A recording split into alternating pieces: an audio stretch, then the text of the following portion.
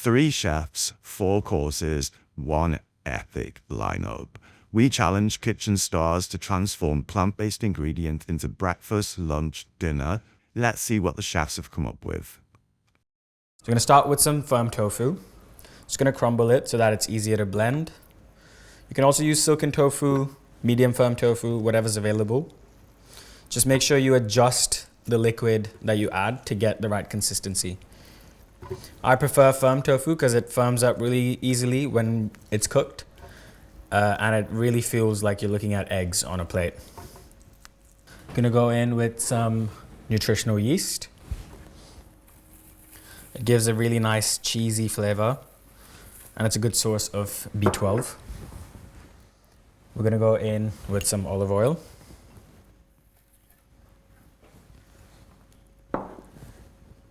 And I'm adding soy milk, but you can add whatever plant milk you like, just make sure it's unsweetened.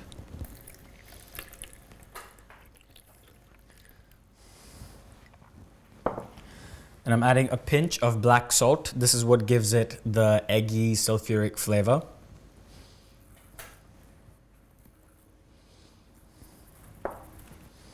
Now it's time to blend. So I'm going to start off really slow and then pick it up so that all the bottom bits get blended first and then it starts to suck the rest in. It's exactly what we want. I'm going to go in with olive oil. All right, we're going to go in with our onions and garlic. Really nice sizzle. Just going to sweat them down. I'm going to put a bit of salt. So salt helps break down the outer cell walls, which is why it releases, all your vegetables will release water as soon as it hits salt. I'm gonna go in with our spices, so chili powder first and cumin. I'm gonna go in with our chilies and our peppers. Okay, I'm gonna go in with my tomatoes now. And my chopped tomatoes. And place a lid on top, so that all these vegetables just have time to get to know each other. So this has been on for about 5 minutes. Let's give it a look. So it's starting to really come together, starting to melt together. I'm just gonna give it a turn. I do wanna reduce some of this liquid, so I'm gonna let it go a bit longer. I'd say another 5 minutes would make it really nice. And look at that, this is exactly what we want. There aren't any big chunks of tomato anymore. I can basically smash them all down. And some more salt. I'm gonna make those iconic shakshuka eggs. So I'm just gonna make little divots, nice wells in the middle, so that they have a place to sit. I reckon 4 eggs is plenty. And take a spoon, these tofu eggs that we made, just spoon them into the middle, flatten them out so that they look realistic. We don't want them to be perfect circles, a bit irregular, just like how if you cracked an egg open, it would kind of move all around and find its place.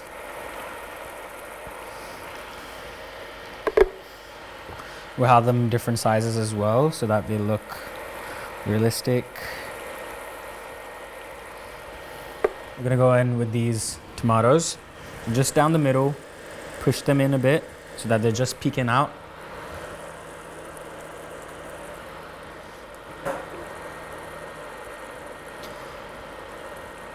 There we go. It's now ready, so let's plate it up. I've got some chili flakes.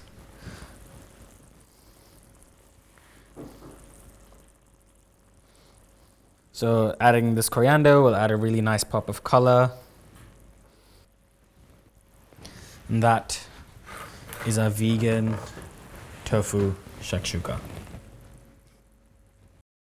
Let's get going. So 4 sheets of seaweed onto our chopping board.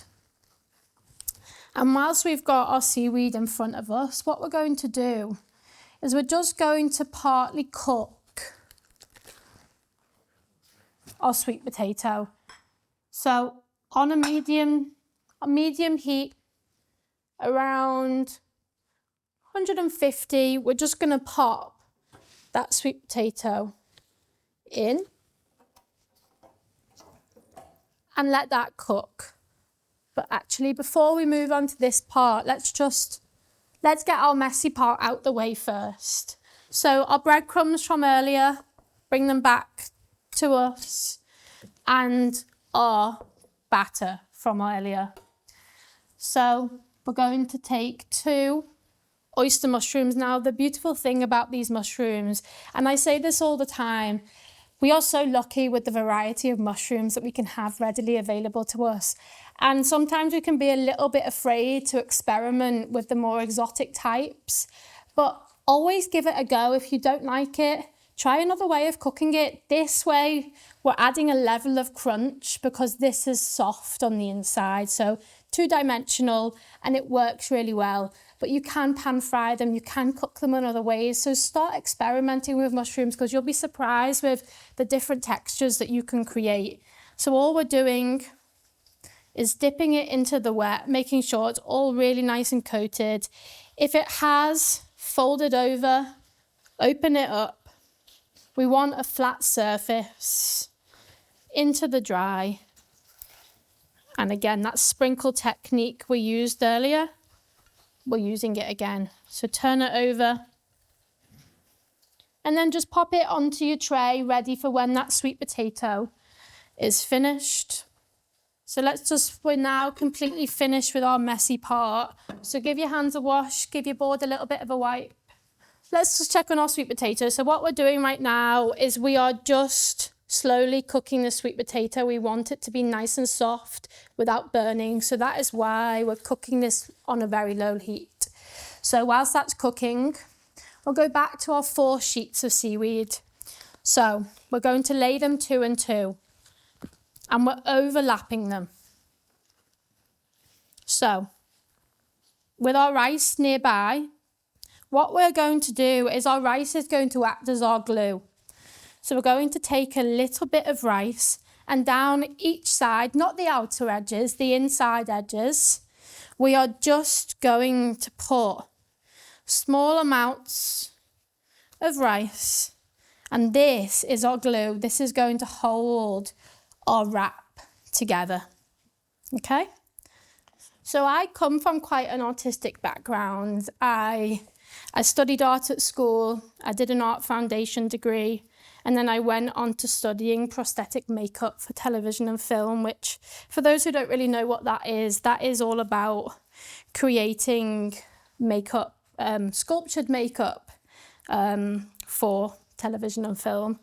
And for me, my love from food came from that transferring that love for creativity and design into food. So for me, my passion is to really sit with a pen and paper and design dishes that will allow me to be creative with what's readily available to us. Like, look at all of the colours we've got in front of us. It is so exciting. And what I said about mushrooms earlier, these products are so readily available to us that, you know, we can afford to experiment and try loads of different things. And there's so much out there on the internet that can help as well. So don't be afraid. And as I always say, if it goes wrong, try again. But it's so exciting. And the beauty of this dish is we're going to layer upon layer upon layer upon layer. And we can just pack in so much flavour. So next, we go back to our rice. We get a small handful worth, pop it into the centre, and you're just going to flatten it down. And you want a nice even circle all at the bottom. And as I mentioned earlier, we're just going to make a really quick spicy mayonnaise. So we've got some mayonnaise in front of us, tiny bit of Korean chili paste, and you're just going to dollop that into the mayonnaise and just give it a real good mix. You can use plain mayo, you can use sriracha mayo. You don't need to use mayo, it's up to you. What we're going to do is just going to pop that on the bottom. Pop it on the bottom like that. And whilst that's sitting there, we are just going to turn our attention back to the fryer. So our sweet potatoes should be doing really nicely. We are on around 130. They've been in there for between 3 to 5 minutes. Depending on how thin or thick you've cut them will depend how long it's going to take. So definitely keep an eye on them. But for now, these ones are done. We're going to crank the heat up, pop the basket back in, and we're now frying our mushrooms. So pop that into the fryer, and we're just going to leave them just for a minute. Now, what we're also going to do is in the middle of this, we're going to now layer upon layer of crunch, soft, pickled, smoky. We're really trying to balance the sweetness as well inside there.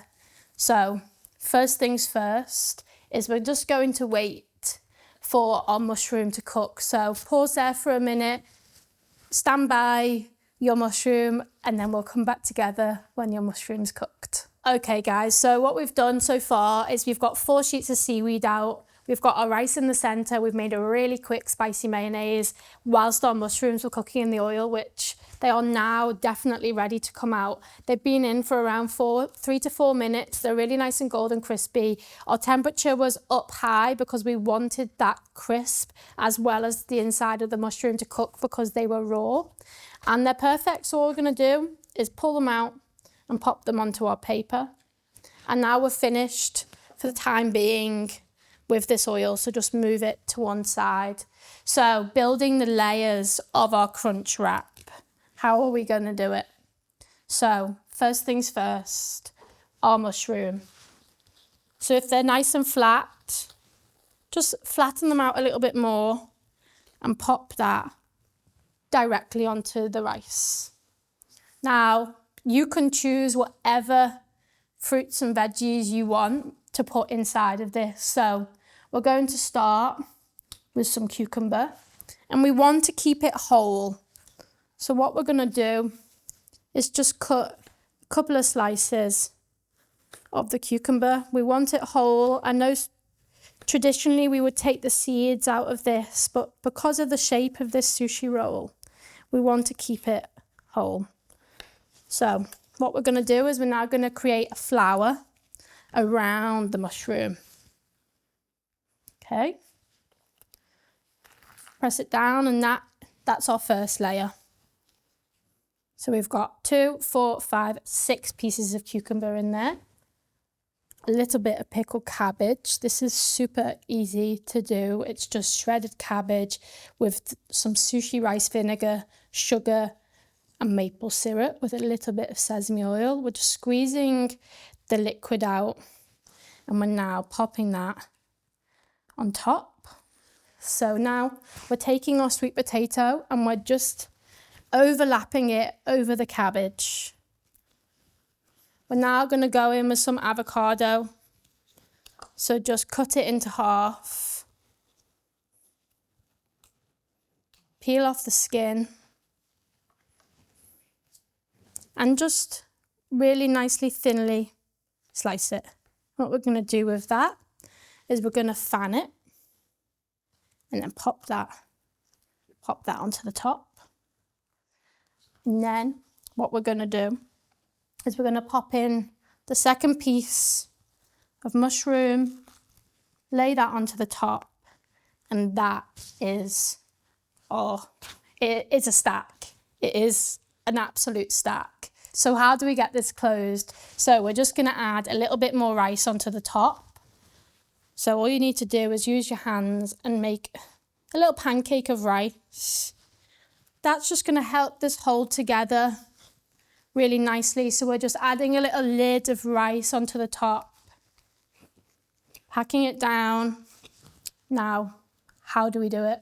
We take one corner and we fold it all the way over the top. We take this hand and we just press it down close to the center and we fold again. Remember, we want this really nice and tight. So again, we put another hand down we're wrapping a parcel that, you know, let's think of this as a little Christmas present. We're wrapping, or if you remember past the parcel, this is a little bit like that. So we're just folding those edges in again. Now, once we're at this point and we've got just a little bit left, all we're going to do is take a tiny bit of rice, pop it into the centre, fold this over all the way, really, really nice and tight. Again, if you need a little bit more rice, just to secure it down, pop the rice on. And what we're left with is a really beautiful parcel. So now what we're going to do is we're going to use our technique that we learned earlier of breadcrumbing and frying. We're just going to move our rice to one side. We don't need it anymore. So to help us in this, what we need to do is we need some corn flour, our tempura batter, and our panko mix. So we're just going to dust our seaweed in some corn flour.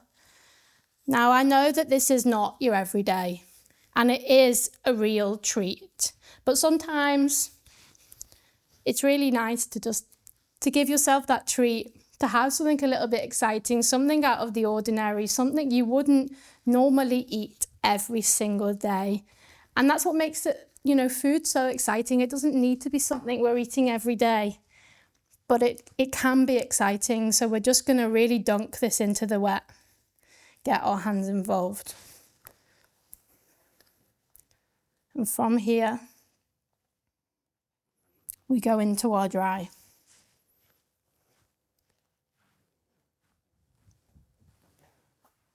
Straight in. Now, you know the technique we're using right now? This is called katsu. And this can be applied to a multitude of different things. If you've got some spare rice, some vegan chicken, so even the mushrooms we used earlier, this can be served as a standalone dish. You don't need to, you know, use this technique to make sushi. You can use this technique and apply it to a lot of other different foods.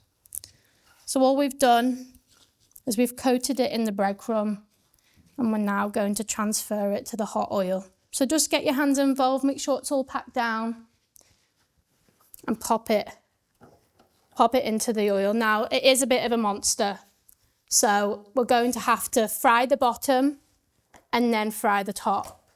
So right now we're on the highest heat because we want it really nice and golden brown. It's going to sit in there for around 2 to 3 minutes on one side and 2 to 3 minutes on the other. So whilst that's in the oil, let's recalibrate, let's tidy up a little bit, and then we can get to the plating. So as I said, this is a bit of a monster, so we're cooking it in 2 parts. Right now it's been in for around 3 to 4 minutes. It's ready to be turned over, so get some tongs so you're not going to burn yourself. Give it a good turn around, and this will take less time to cook, around another 2 minutes, maybe less, so keep an eye on it. And then once that's cooked, what we're going to do is we're going to pull it out of the oil, we're going to pop it onto our kitchen paper, onto our chopping board, and then we're ready for the big reveal. Okay, so it's ready. Let's take it out, take our tongs. Whoa, see, it's a monster. So it's pretty heavy. I would say that probably weighs about a kilo and a half maybe. It's pretty heavy. Drain off the oil. We're going to move it and transfer it onto some kitchen paper for now. We are completely finished with our hot oil, so let's turn that off. Keep it over there. Let's get our dish that you're going to put it into. And if this is too hot for you to handle, guys, please pause the screen, let it cool down completely. But if we're ready, let's remove it from the paper. Take a serrated knife because we've got quite a crunch to go through here. So serrated is going to use the friction that we need to get through this. So let's go all the way down the center. Remember, we packed a lot in there. So, and the idea is, look, this is so crispy. So the outside is perfect Are you ready? 3, 2, 1. We've got the inside of our wrap. So if you remember, we layered this with mushroom, cucumber, pickled cabbage, sweet potato, and we topped it with another mushroom. These are the ingredients we'll be using today. I've got some cashews, green chili, brown sugar, Kashmiri chili powder, cumin seeds, coriander powder, ginger paste, some vegan butter, neutral oil, soy milk, lemon juice, soy cream, some fresh garlic, some red onion, fresh tomatoes, and the main ingredient, tofu. So let's get started. So we're gonna start by cutting this in half. It's a really big onion, so I don't need all of it right now. I'm gonna peel the outer layer. I'm gonna try not to cry on camera.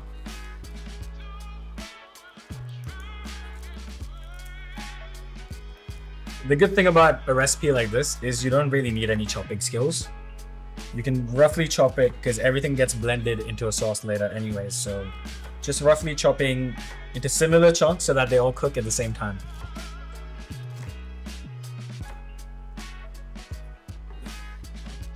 So I'm gonna go in with a bit of oil. My pan's on medium heat.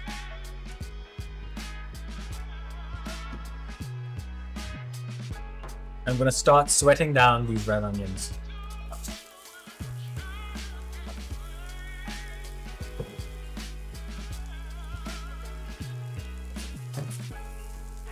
So the holy trinity of Indian cooking is red onion, garlic, and ginger.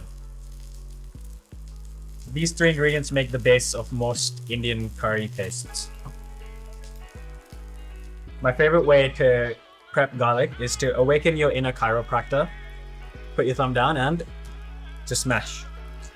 And then the skin just comes off, and we don't really need to chop it up. You can just go in like that.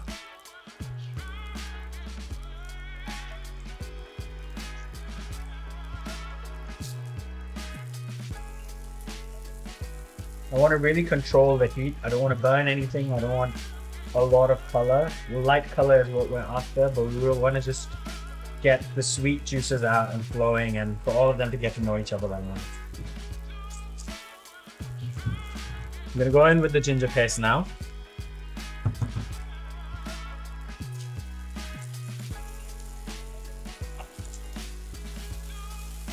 We haven't added any spices yet, but the smell that's in the room right now is already enough to get you hungry. All right, now it's time to roughly chop the tomatoes. So just through and just quarter them. Again, the chopping skills don't really matter. Everything's gonna get blended down into a really fine, smooth sauce. What we want now is to get the tomatoes to start releasing all their moisture into this. I'm gonna add the cashews now so that they can cook in the same sauce. So you know how to start the night before and soak these overnight. You can just cook them in the sauce, and the heat and the moisture from the tomatoes will help soften them.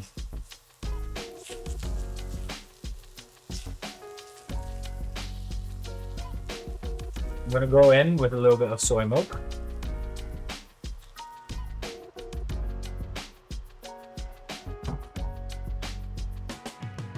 And that's it. At this stage, I don't really want to flavor it too much. I don't want to add any salt or anything. I just want to have the natural flavors just cook with each other and really make the base of our sauce.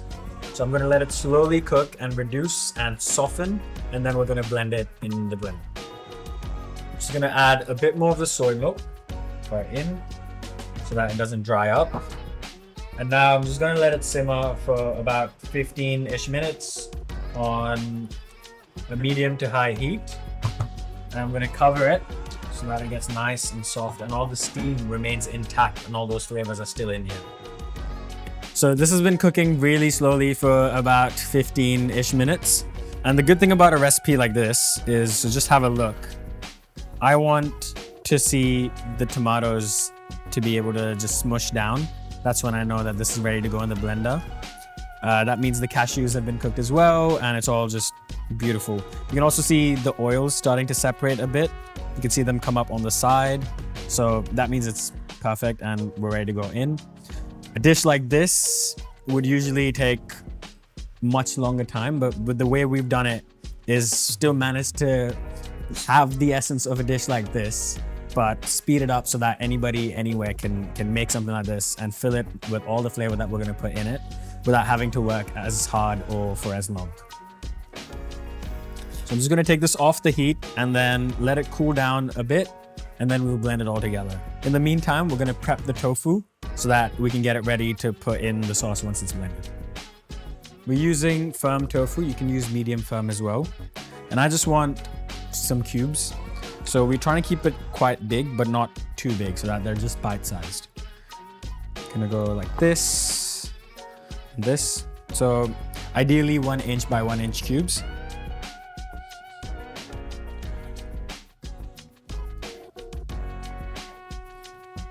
What we're gonna do to the tofu now is boil it in some salted water. What that does is it removes the briny flavor that a lot of tofu has. And a lot of people that don't like tofu usually hate that flavor. So what this will do is remove that and also make it a bit firmer and bouncy. So it'll change the texture of it. And so people that don't like the texture of tofu will love this as well. So I just got the water boiling. It's really rapid boil, which is what we want. I'm gonna go in with some salt, just like how you would salt pasta water. So just a little bit. And then I'm gonna go straight in with all the tofu pieces.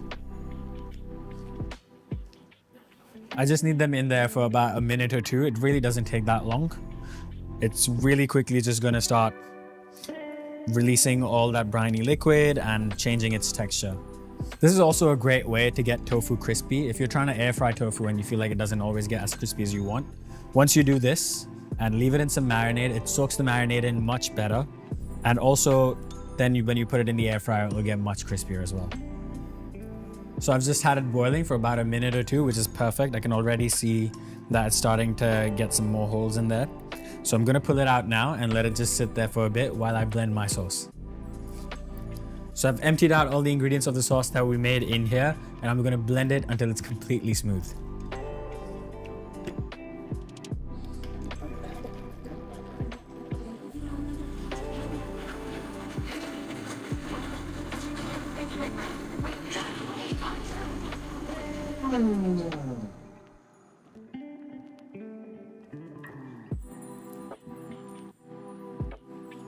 So this sauce is now super smooth. You can see all those cashews have become part of this cream. And now this base is ready. This is really a mother base. So now whatever spices you add to this will determine the curry that you make. This is the best way to get flavor in. At this point, you can freeze this and then use it again and again every time you want it, and add different spices to it. Add some coconut milk, add some veggies. You can do whatever you want with this, but this is the main event. So we're gonna go from here. Now I'm gonna create the flavor base that we're gonna add to this when we temper it, and then we'll add the tofu to it and we're almost done. I've got this onion, I'm gonna roughly chop it. Again, we want them in a dice, so it doesn't have to be super fine. Doesn't matter if you're not very good at chopping. This is a really forgiving dish.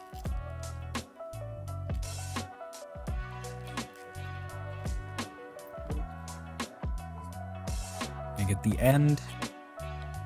Just one through here, and in thirds, and then just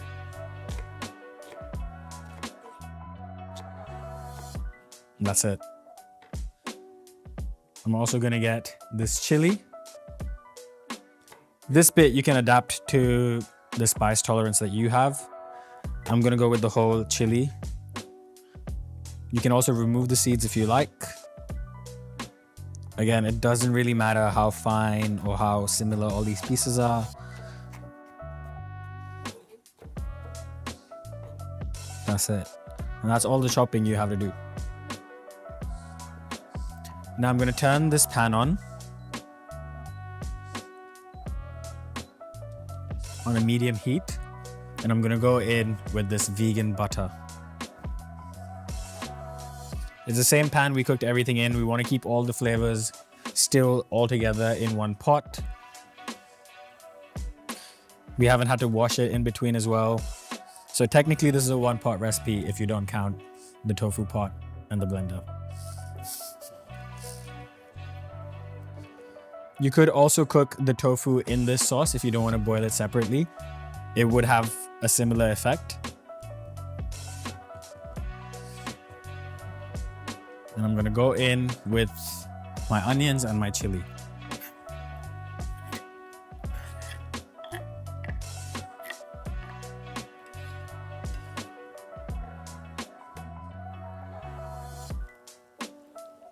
I don't really want a color on the onions. I'm just trying to soften them a little bit so that they're really nice and you get nice soft chunks while you're eating this dish. So they've been on for about 2 or 3 minutes. At this stage, they're almost ready. So the rest of it, we'll finish it while we're making the sauce. So I'm gonna go in with the chili powder. This is gonna add a really nice color. The cumin seeds.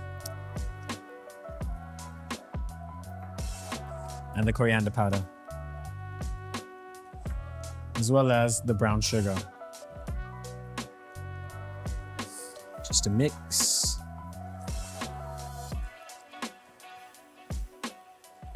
So adding all these spices now, they'll slowly start releasing their aroma. All the flavors, all the oils in there will start to come out and bloom. So you'll start smelling this dish almost instantly. And now it's time to add the sauce back in. So as it pours out, you can see how smooth and silky it is. Super creamy.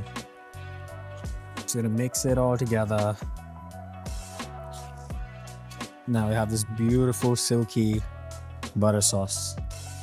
I'm gonna add some more of that milk in, the soy milk, just so that it gets to the right consistency. And you can adjust that to your preference. This smells so delicious. I can't wait to eat it. And now it's time to reintroduce the tofu back into this dish. Just gonna fold it all in and let the tofu absorb this beautiful creamy sauce. I'm gonna add a little bit of the soy cream.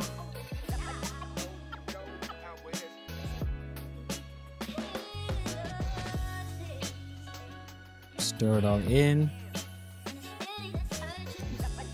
So now I'm just gonna add a tiny bit of the soy cream. And just fold it all in. This is such a rich and luxurious sauce, and it just comes together much quicker than you'd expect. So if you ever made this for guests at home, they'd probably think you started this 2 days ago. Now I'm just gonna cover this and let it cook for about 3 to 4 minutes, and then we're done, we're ready to eat. So I've been slowly cooking this for about 3 to 4 minutes, which is perfect amount of time to get everything to know each other, all the tofu to absorb that beautiful sauce. And now it's time to dress it up and plate it. Just gonna give it a little mix. Make sure nothing's stuck to the bottom. And it looks great. This is the perfect consistency. This is the consistency I want. Not too thick, not too thin.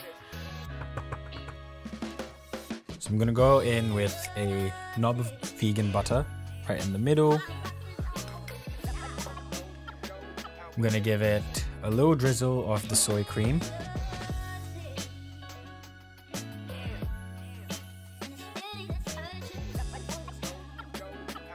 A sprinkle of some of that Kashmiri chili powder.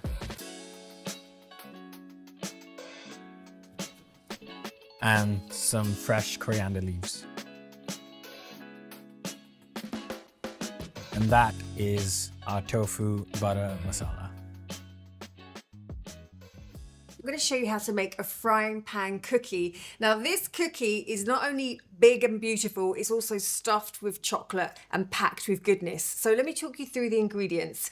We've got some gorgeous hazelnut butter, we've got some coconut oil, lovely chocolate chip cookies, some plain flour, some maple syrup, some vanilla extract, some sugar.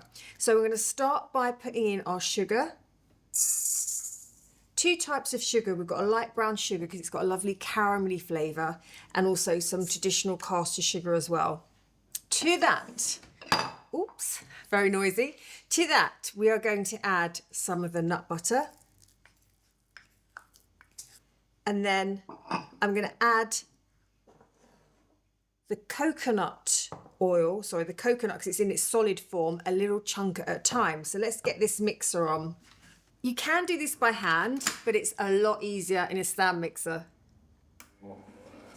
Start off slow and then gradually build up your speed.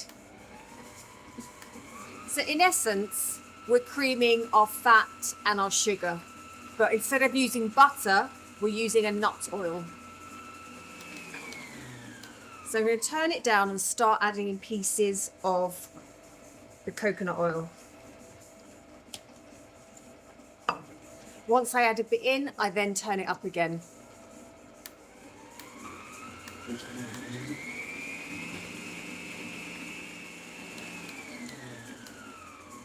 Now I know we haven't got smell-o-vision, but the smell of this is out of this world.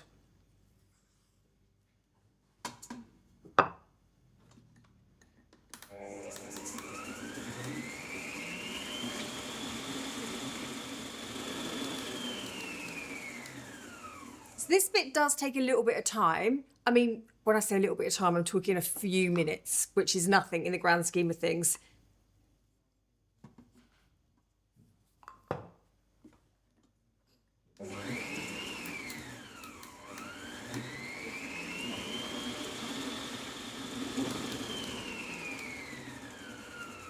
So the smell of the coconut oil with the richness of the nut butter, and you've got that lovely caramel flavoured sugar, it just works so well for an indulgent treat.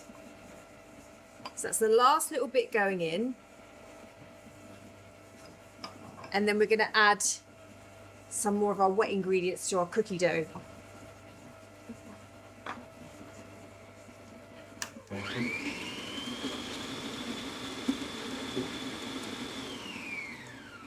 Okay, so I'm going to lift the lid up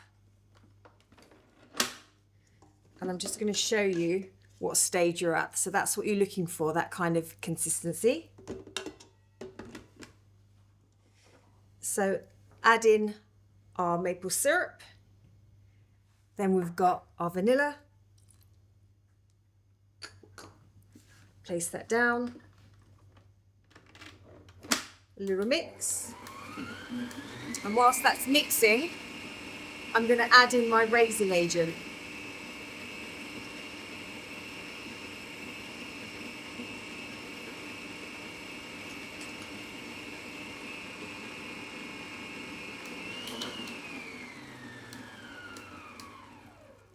Now, as I said, you can do this all by hand. You actually don't need a stand mixer, but we've got one, so we're going to use it. Add in your dry ingredients. And it's going to come together like a dough would.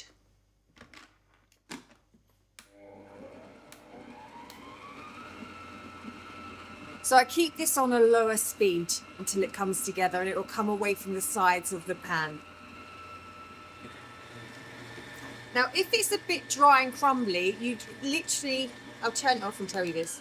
Little tip for you, if it does seem a little bit dry and not coming together when you squeeze it, you can add a teaspoon of water, which I might do. So let's have a look. But before I add anything, I'm going to move my mixer out the way, grab my wooden spoon, and bring that together. So what we want to do, we want to be able to clump it together. I'm going to take my ring off. So if it's a little bit dry, then all you need to do is add a teaspoon of water, which I think I'm going to do. Now, the reason I love this dish is because it's a little bit of a novelty, the fact it's cooked in a frying pan or a casserole dish. It's really nice for special occasions. It makes it an alternative to a birthday cake. So, yeah, it's something different. Who doesn't love a cookie, a chocolate chip cookie, and who doesn't love a giant chocolate chip cookie? Okay, so as you can see, when I squeeze it, it's coming together.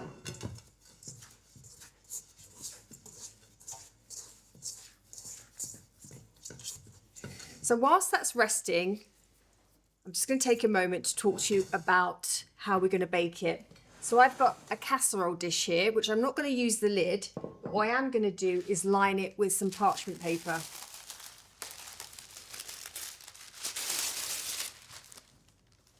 So same as I do with, say, when I'm baking some soda bread or something a bit more rustic, I scrunch up.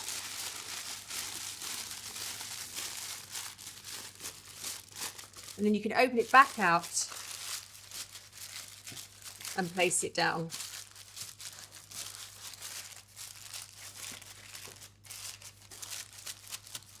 Then we're going to get our dough, place it all in, and use your hands to spread it out.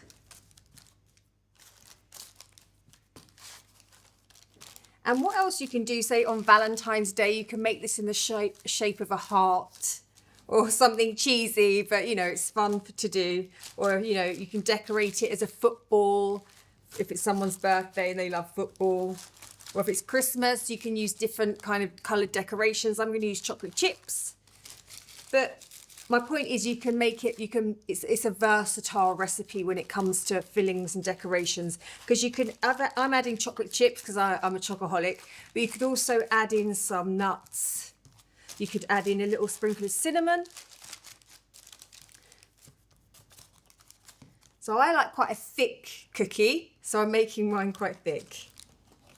Now what I like to do now is grab my chocolate chips and I'm going to push them in. I'm going to leave half out because I want them to be quite gooey.